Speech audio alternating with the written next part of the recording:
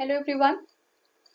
तो हमने already cover कर लिया है नेशनल और इंटरनेशनल इश्यूज को, और ये हमारा पहला वीडियो है अर्थव्यवस्था पे। ठीक है, इकोनॉमिक्स स्टार्ट कर रहे हैं। तो चलिए देखते हैं क्या है। देखिए, पहला टॉपिक है गरीबी के संदर्भ में यूएनडीपी रिपोर्ट। ठीक है, यूएनडीपी रिपोर्ट क्या, कौन सा जो है इनका रिपोर्ट है आपका global multi dimensional poverty index. क्या बोलते हैं इसको? वैश्विक बहुआयामी गरीबी सूचकांक। तो ये सिर्फ यूएनडीपी की नहीं, अकेले नहीं निकालता है, उनके साथ एक ऑर्गेनाइजेशन और है। क्या है ये?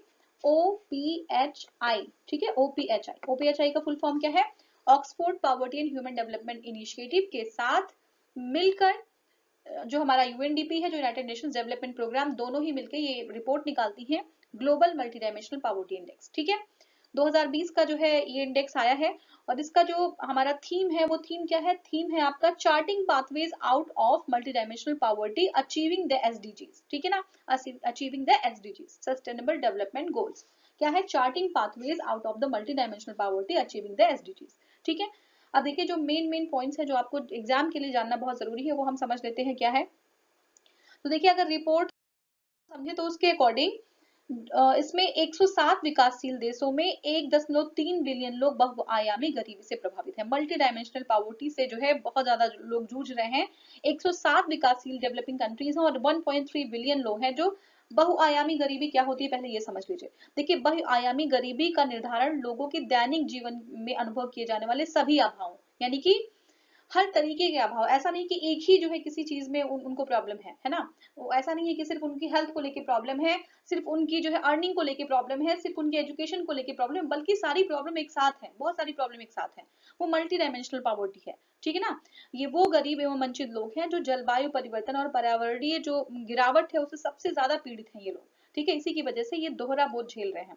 ठीक है, ये पर्यावरण में गिरावट, जो वायु प्रदूषण है, स्वच्छ पानी की कमी है, ठीक है ना, और जो है स्वच्छता की स्थिति के प्रति कमजोर, ये लोग कमजोर है। एक्चुअली क्या है ना कि देखिए, पोल्यूशन जो होता है सबसे बड़ी मार जो है इन्हीं लोगों को झेलनी पड़ती है। तो हर तरीके की प्रॉब्लम जो है उसके लिए ये भेद्य है। ठीक है ना, आसानी से इनके पास सारी प्रॉब्लम जो है चली जाती हैं। तो ऐसे लोग हैं। अब देखिए, इनमें क्या होता है, इनमें शिक्षा की कमी है। ठीक है ना, स्वास्थ्य जो है इनका खराब रहता है। जीवन में जो है जीवन स्तर की अपर्याप्तता है, जीवन जो है स्तर जो है उनकी जो लाइफ है ना, वो सही से नहीं चल पाती है। काम की गुणवत्ता बहुत खराब है। काम की क्वालिटी जहाँ पे करने जा रहे हैं, इतना ज्यादा पॉल्यूटेड एरिया है। जो है सही से जो है उनको जो वेजेस दिए जाते हैं वो भी नहीं सही से दिए जा रहे हैं। हिंसा का खतरा है उनको। पर्यावरण का खतरा है ना। पर्यावरण का खतरा मतलब पर्यावरण इस तरीके से है, वो ऐसे इन्वायरमेंट में रहते हैं जहाँ पे ना वो सही से सांस ले सकते हैं, ना उनको धूप कभी दिखाई देती है। तो हर तरीके की प्रॉब्लम से जूझ रहे हैं ये लोग। ठीक है, ये है आपकी मल्टी डायमेंशनल पॉवर्टी। तो अब ये जो मल्टी डायमेंशनल पॉवर्टी मैंने बताया, 107 विकासशील देश हैं, उसमें 1.3 बिलियन लोग बहुआयामी गरीबी से प्रभावित हैं।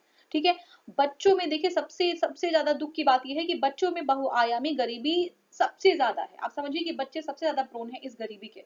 ठीक है ना, इसमें देखिए कि ये जो बहुआयामी गरीबी से जो ग्रसित बच्चे हैं, ये लगभग 644 मिलियन में से आधी जो संख्या है वो 18 वर्ष से कम आयु के बच्चों की है। यानी कि ज्यादा प्रोन जो है हमारे 18 वर्ष तक की आयु के बच्चे हैं। ठीक है, दूसरी चीज ये है कि 558 मिलियन, और जो है ये आपका सहारन अफ्रीका की बात कर रहे हैं, 558 मिलियन। और जो आपका 530 मिलियन साउथ एशिया में लगभग 84.3% बहुआयामी लोग रहते हैं। तो सबसे ज्यादा गरीबी कहाँ पे है? सबसे ज्यादा गरीबी जो है आपका देखिए सहारन अफ्रीका में और साउथ एशिया के लोग हैं। ठीक है ना, साउथ एशिया में।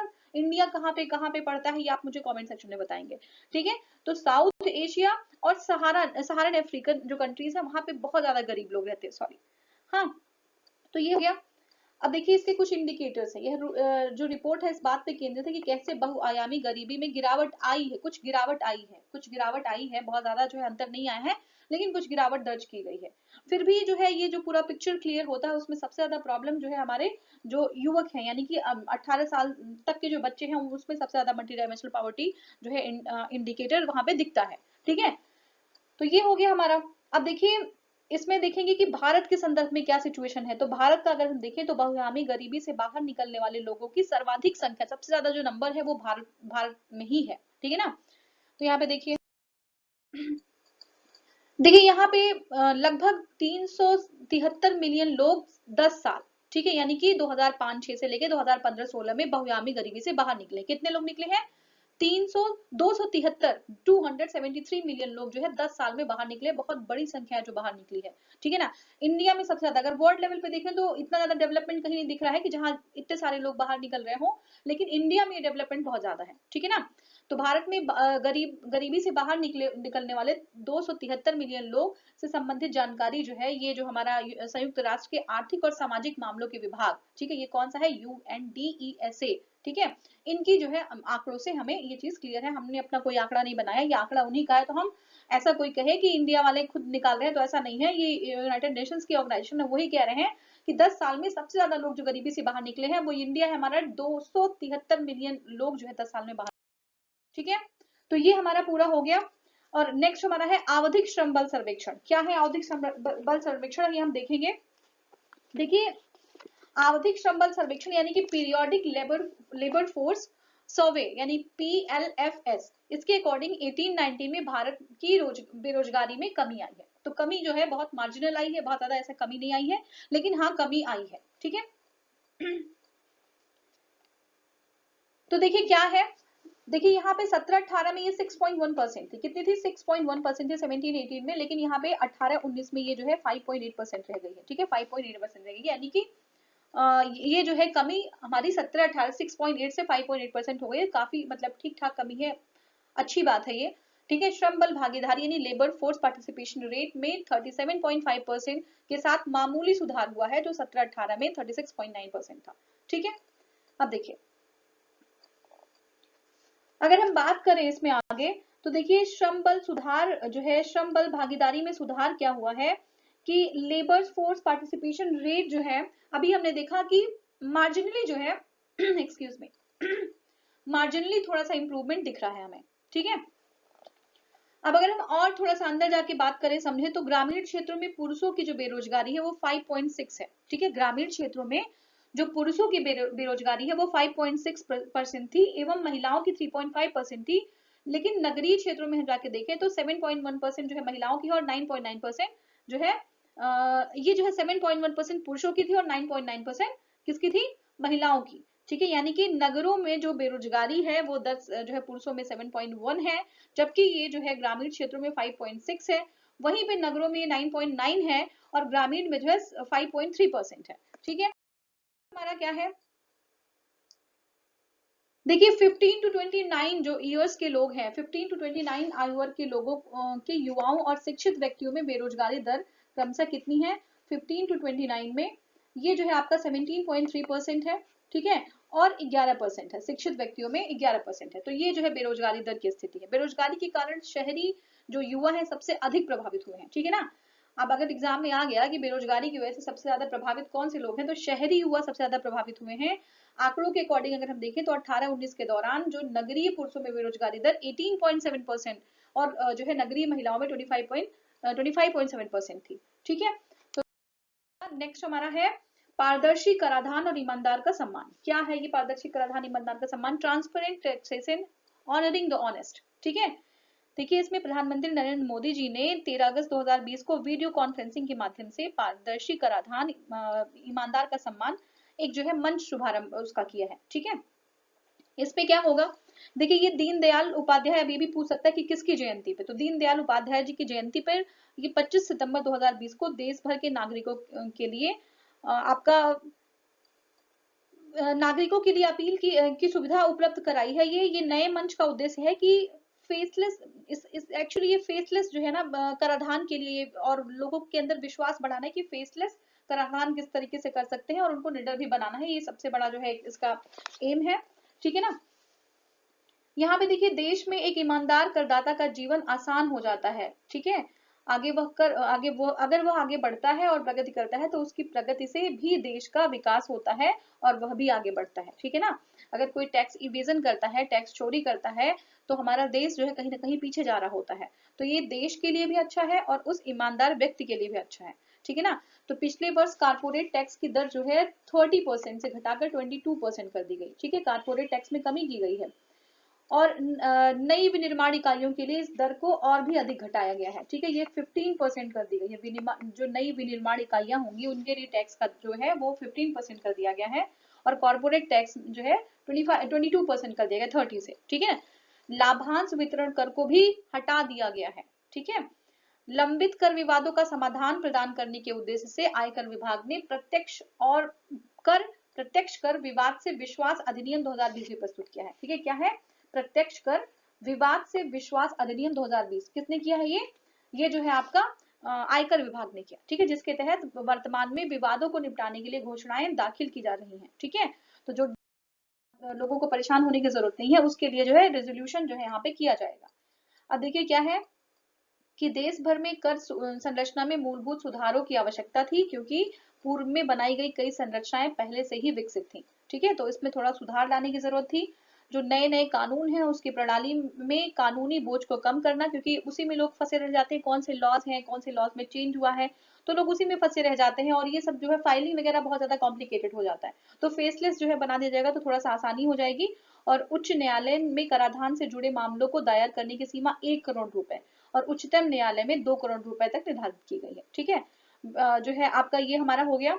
अब देखिए डिजिटल लेन देन और भुगतान में इलेक्ट्रॉनिक मोड या जो है इस तरीके से इलेक्ट्रॉनिक मोड को बढ़ावा देना भी कई उपायों इस तरीके से कई उपाय किए गए हैं कि इलेक्ट्रॉनिक मोड से ही कर दे, ताकि जो है बहुत ज्यादा आपको जो है बहुत ज्यादा रश ना करना पड़े। आप इलेक्ट्रॉनिक मोड से ही अपने टैक्स को पे कर सकते हो, और आयकर विभाग इन पहलों को आगे ले जाने के लिए प्रतिबद्ध है, ताकि ज्यादा मैक्सिमम टैक्स वो कलेक्ट कर पाए और हम जो है अपना टैक्स इजिली जो है उनको सबमिट कर पाए, दे पाए। ठीक है, तो ये जो है बहुत इंपॉर्टेंट एक जो है पहल है, ताकि आपको भी जो है कंफर्टेबल होगा और ये गवर्नमेंट के लिए भी आसानी हो जाएगी। टैक्स इवेजन जो है कहीं ना कहीं इससे रुकेगा। अब देखिए नेक्स्ट हमारा है विश्व निवेश रिपोर्ट 2020। तो क्या कहता है विश्व निवेश रिपोर्ट 2020 जानते हैं। देखिए ये जो है 16 जून 2020 के आंकड़े यानी कि अंकटाड जो है हमारा अंकटाड देखेंगे। UNCTAD United Nations conference in development, ठीक है, द्वारा विश्व निवेश रिपोर्ट वर्ल्ड इन्वेस्टमेंट रिपोर्ट 2020 जारी किया है। ठीक है, अब क्या है इसके मुख्य विषय ये है कि international production beyond the pandemic. इसका थीम देख लीजिए, थीम क्या है? International production beyond the pandemic. ठीक है, international production beyond the pandemic, जो पैंडेमिक सिचुएशन थी उसके बाद भी जो है इंटरनेशनल प्रोडक्शन किसका कितना बढ़ा है, अंतर प्रवाह कितना, इनफ्लोस कितना हुआ, हम देखेंगे। तो 2019 में एफडीआई या अंतर प्रवाह वाले सबसे शीर्ष देश कौन से हैं? देखिए यूएसए जो है सबसे शीर्ष पे है, डाटा जानना जरूरी नहीं है, लेकिन फिर भी एक बार देख लीजिए, $246 बिलियन है। चीन जो है दूसरे नंबर पे है, सिंगापुर तीसरे नंबर पे है, नीदरलैंड चौथे नंबर पे और आयरलैंड 5वें नंबर पे है। आपको जानना क्या है, यूएसए पहले नंबर पे है, चीन दूसरे और सिंगापुर तीसरे नंबर पे है। भारत जो है, भारत का जो स्थान है आपका एफडीआई इनफ्लो में वो है 9th पोजीशन पे है भारत। ठीक है, 2019 में भारत में कुल एफडीआई का अंतर प्रवाह $21 बिलियन रहा। ठीक है, अब अगर रिपोर्ट के अकॉर्डिंग हम देखें तो विकासशील एशिया क्षेत्र में भारत सबसे ज्यादा एफडीआई प्राप्त करने वाला शीर्ष 5 देशों में शामिल हो गया है। सबसे ज्यादा एफडीआई भारत को मिल रही है और ये टॉप 5 कंट्रीज में जो है इसको शामिल कर लिया गया है। ठीक है, वर्ष 2020 में दुनिया भर में एफडीआई में 40% तक गिरावट का अनुमान लगाया गया है। ठीक है, पूरे ऑल ओवर अगर हम वर्ल्ड में देखें तो एफडीआई जो है ना वो जो है डिक्रीज हुआ है, ये 40% डिक्रीज हुआ। लेकिन इंडिया में जो है अगर हम इसकी बात करें, एशिया की बात करें, तो इंडिया में जो है एफडीआई क्या हुई है, बढ़ी है। ठीक है ना। अब देखिए इसमें है कोविड-19 के चलते एशिया के विकासशील देशों में एफडीआई प्रवाह 2020 में 45% तक घटने का अनुमान लगाया गया है। अब ये कोविड की वजह से देखिए बहुत ज्यादा जो है कहीं भी किसी की इकोनॉमी की स्थिति सही नहीं है, तो एफडीआई जो है वो कहीं ना कहीं रुक गया है। तो ये 40% तक गिरावट देखने की बात की गई है और 45% तक। ठीक है, साउथ एशिया के देशों में भी एफडीआई 2020 के दौरान गिरावट का अनुमान है। तो ये था हमारा। अब नेक्स्ट हमारा टॉपिक है ग्लोबल इकोनॉमिक प्रोस्पेक्ट्स। ठीक है, क्या है ग्लोबल इकोनॉमिक प्रोस्पेक्ट्स हम देखेंगे। तो चलिए स्टार्ट करते हैं। देखिए हम इसमें वर्ल्ड बैंक जो है, ये वर्ल्ड बैंक जो है जारी करता है ग्लोबल इकोनॉमिक प्रोस्पेक्ट। ठीक है, क्या है ये? तो देखिए ये आपका ग्लोबल इकोनॉमिक प्रोस्पेक्ट के अनुसार कोविड-19 महामारी के कारण आर्थिक विकास पर अल्पावधि और दीर्घकालिक दृष्टि से गंभीर प्रभाव पड़ने वाला है। चाहे वो तात्कालिक कारण हो, चाहे वो अभी करंट सिचुएशन हो, या हम थोड़ा सा लॉन्ग टर्म के लिए देखें तो भी जो है सीरियस जो है कॉन्सिक्वेंस देखे जाएंगे जो कोविड-19 की महामारी फैली उसकी वजह से। ठीक है, ये किसका कहना है? ये वर्ल्ड बैंक का कहना है और वर्ल्ड बैंक का रिपोर्ट है ग्लोबल इकोनॉमिक प्रोस्पेक्ट्स। याद रखिएगा, ऐसे ही पूछ लेता कि किसका रिपोर्ट कौन सा है, अगर क्वेश्चन इस तरीके से बनाना चाहे तो ये आपका है global economic prospects world bank का है। ठीक है, अब इसमें क्या है तो देखिए, हाँ आपका ग्लोबल इकोनॉमिक प्रोस्पेक्ट्स के अनुसार ये हमने देख लिया कि जो है आप कहीं जो एफडीआई भी है, अभी हमने देखा था एफडीआई भी फ्लो बहुत ज्यादा रुका है, एशिया में ही 45% रुक गया है, वर्ल्ड में अगर ग्लोबल लेवल पे देखें तो 40% एफडीआई जो है कम हो गया है। ठीक है, अभी प्रेजेंटली जो मंदी है, मंदी की गंभीरता इसी बात से अंदाजा लगाया सकता है कि पिछले 8 दशकों में इसकी भयावह, इतनी भयावह स्थिति कहीं नहीं थी, जितनी जो है जिस तरीके से मंदी अभी हमें दिख रही है, इतनी जो है भयावह स्थिति अभी नहीं देखी गई थी।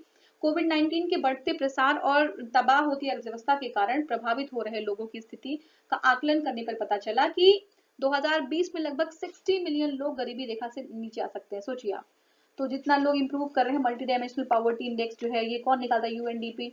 ठीक है, और उसके साथ ऑक्सफोर्ड जो आपका ये दोनों ही जो है जो रिपोर्ट निकाले गए हैं, या फिर हम अभी हमने जस्ट देखा था इसके पहले जो आपका ये था एफडीआई फ्लो था, ये जो है क्या है आपका, इसमें हम देखें तो ये सारी चीजें एक तरीके से हम कोशिश कर रहे हैं, लेकिन ये पेंडेमिक की वजह से 60 मिलियन लोग गरीबी रेखा के नीचे आ सकते हैं।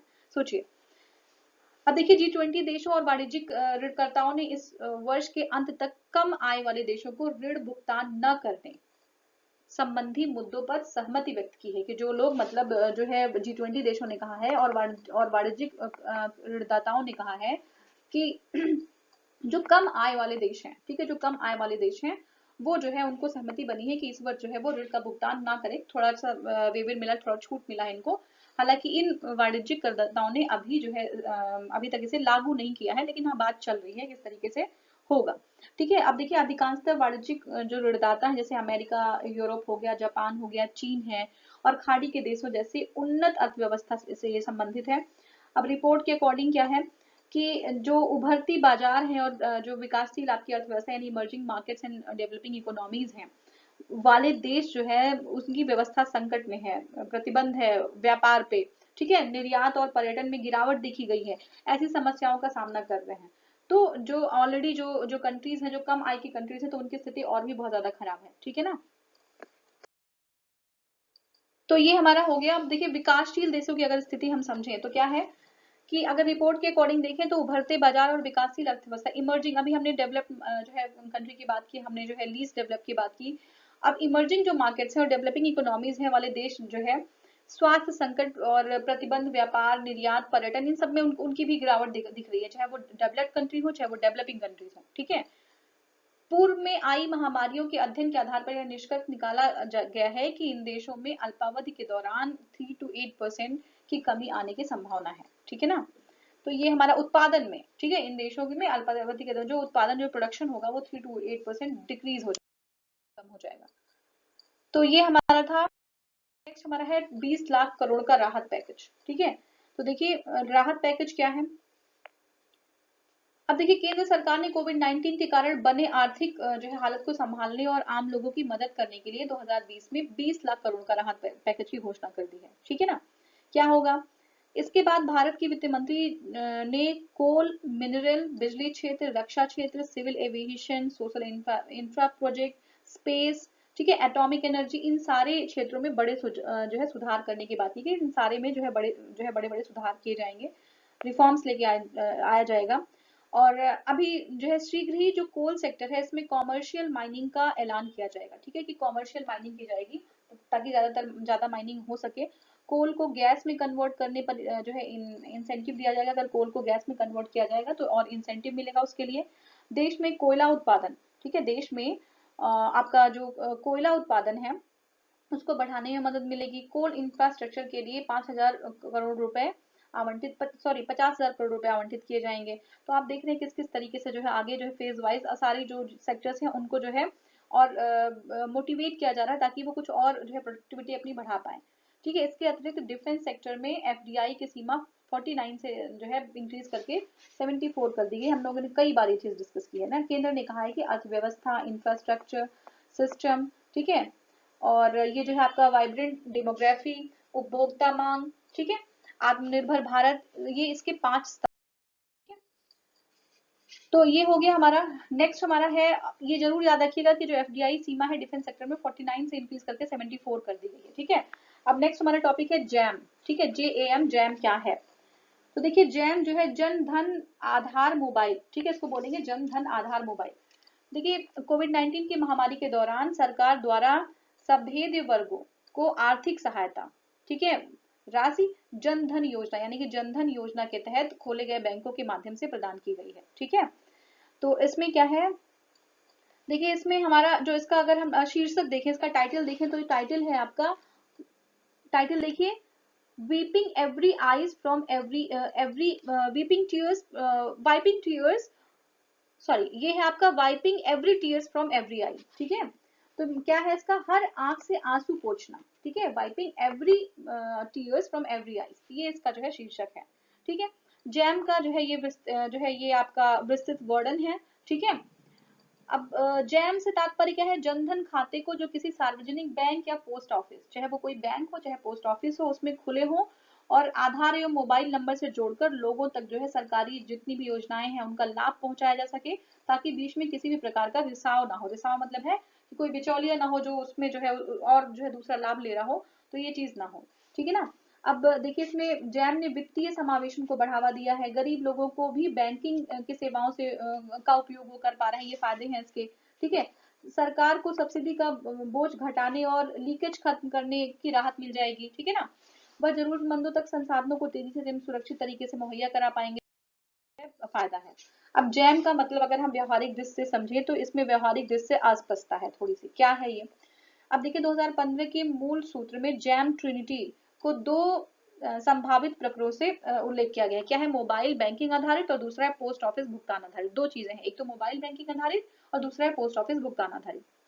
अब जो पोस्ट ऑफिस भुगतान आधारित है ना, इसमें क्या है, बहुत ही कम जो है आपका ये विभेद देखी गई है, क्योंकि इसमें शायद निजी लाभ की पर्याप्त गुंजाइश नहीं है। ठीक है ना, अब देखिए ये जो है मतलब ये इसमें है कि जो पोस्ट ऑफिस आधारित भुगतान है ये बहुत ज्यादा मतलब ऐसे सक्सेसफुल नहीं देखी गई।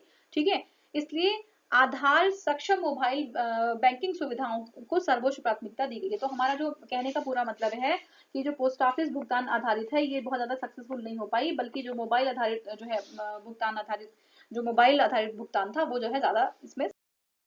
ठीक है, अब देखिए जनधन योजना में पारदर्शिता की अगर बात करें तो प्रथम जनधन योजना के बैंक खातों की तुलना में मनरेगा के तहत जॉब कार्ड की सूची कहीं अधिक पारदर्शी और सुव्यवस्थित है।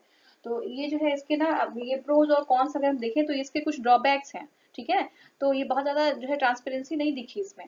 14-15 में जनधन योजना के तहत बैंक खातों का के एक लक्ष्य को पूरा करने के लिए व्यापक पैमाने पर बैंक खाते खोले गए थे। ठीक है ना, अब इसमें क्या था कि सभी बैंकिंग मानदंड के सही से जांच नहीं की गई इसमें, बिना सहमति के खाते खोलना। ठीक है, डुप्लीकेट खातों की संख्या में वृद्धि हो गई। दूसरा है आधार नंबर को बिना सुरक्षित उपायों के उपयोग करना, तो ये सारी चीजें यहाँ पे डुप्लीकेसी हुई। और जो चीजें जो है अब देखिए किसी की सिक्योरिटी को भी लेके खतरा हो सकता है, तो ये सारी चीजें जो है क्या की गई, ये जो है बहुत ज्यादा फोकस में नहीं रखी गई, जो चीजें सही नहीं थी। और ये चीज और भी है कि अभी ये स्पष्ट नहीं हो पाया कि कितने जो आपके जो है ये JDY के खातों को आज भी परिचालन उनका किनका हो रहा है, ये जो जैम वाला है। ठीक है ना, उनके खातों में कितना जो है आज चल रहा है जनधन योजना। ठीक है, जनधन योजना के खाते कितने आज जो है चल रहे हैं, खुल तो गए हैं लेकिन क्या वो जो है फंक्शनल है या नहीं है, इसका भी पता अभी जो है कुछ कंफर्म नहीं, क्योंकि खाते तो खुल गए हैं लेकिन उनका यूज अब नहीं हो पा रहा, क्योंकि यूज करने के लिए तो पैसा चाहिए ना लोगों के अकाउंट में, तो खाते खोलने से थोड़ी ना खाते चलने लगेंगे, तो ये। अब देखिए हमारा नेक्स्ट टॉपिक है इंडियन गैस एक्सचेंज। ठीक है, क्या है, हमारा देश का पहला ये जो है IGX है। ठीक है, इंडियन गैस एक्सचेंज देश का पहला IGX है। अब देखिए भारत के पहले प्राकृतिक गैस एक्सचेंज के परिचालन, उनका परिचालन कब हुआ, 15 जून 2020 से शुरू किया गया, 15 जून 2020 से शुरू किया गया है। इसकी परिकल्पना राष्ट्रीय जनतांत्रिक गठबंधन राजग सरकार के पहले कार्यकाल में की गई थी। ठीक है, तो बहुत इंपॉर्टेंट नहीं है ये जानना। ठीक है, लेकिन हाँ हो सकता है एग्जाम में अगर पूछ ले कि किसके टाइम पे की गई थी, तो ये आप जान लीजिएगा कि राष्ट्रीय जनतांत्रिक गठबंधन यानी कि राजग सरकार की पहले कार्यकाल में की गई थी, जो अब जो है अब वास्तव में हमारे सामने जो है दिख ही रहा है आपको, हकीकत बन गया है ये। तो देखिए इंडियन गैस एक्सचेंज की स्थापना इंडियन एनर्जी एक्सचेंज ने की। ठीक है ना, और IGX उत्पाद की खरीद और डिलीवरी के साथ खरीद की सुविधा होगी इसमें। ठीक है, अब यहाँ पे देखिए IGX is a digital trading platform, ये मुझे हिंदी में नहीं मिल पा रहा था जिसने मुझे इंग्लिश में करना पड़ा ये। ठीक है, it will allow buyers and sellers of the natural gas to trade with both spot market and forward market. तो स्पॉट मार्केट और फॉरवर्ड मार्केट दोनों में ही जो है वो क्या कर सकेंगे, बायर्स और सेलर्स दोनों जगह अलाउड होंगे। अब आप कमेंट सेक्शन में बताएंगे स्पॉट मार्केट क्या होता है और फॉरवर्ड मार्केट क्या होता है। ठीक है ना, अब देखिए यहाँ पे क्या है, दाहेज और हजारा, जो दाहेज है और हजारा है गुजरात में, और काकीनाडा है आंध्र प्रदेश में। ये इन पोर्ट्स के जो है पोर्ट्स पे जो है ये हो सकेगा, ठीक है। अब यहाँ पे लिखा हुआ है, देखिए स्पॉट मार्केट और फॉरवर्ड मार्केट क्या है, आप चाहिएगा तो उसको पढ़ लीजिएगा, अदरवाइज आप कमेंट सेक्शन में मुझे बता दीजिएगा क्या, ठीक है। बेनिफिट्स क्या क्या हो सकते हैं, तो देखिए बेनिफिट्स ये हो सकते हैं कि जो आईजीएक्स है expected to facilitate transparent price delivery, ठीक है, ट्रांसपेरेंट प्राइस डिलीवरी होगी नेचुरल गैसेस की, and facilitate the growth of the share of the natural gas in Indian energy basket, ठीक है। तो हमारे इंडिया में जो एनर्जी का जो पूरा ग्राफ है उसमें जो है नेचुरल गैस का जो आपका ग्राफ होगा वो इंक्रीज हो सकता है, इसकी इसकी वजह से इसका ये बेनिफिट है। It removes the requirement for the buyers and sellers to find each other to ensure a fair price deal, ठीक है। तो अब ये फैसिलिटी प्रोवाइड की जाएगी कि बायर्स को सेलर्स को नहीं खोजना पड़ेगा, सेलर्स को बायर्स के को नहीं ढूंढना पड़ेगा, कि उनको एक अच्छा प्राइस जो है दे सके, ठीक है। ये चीजें यहाँ पे फिक्स हो जाएंगी। Shorter and longer contract periods will allow buyers and sellers greater flexibility, ठीक है। तो ये चीज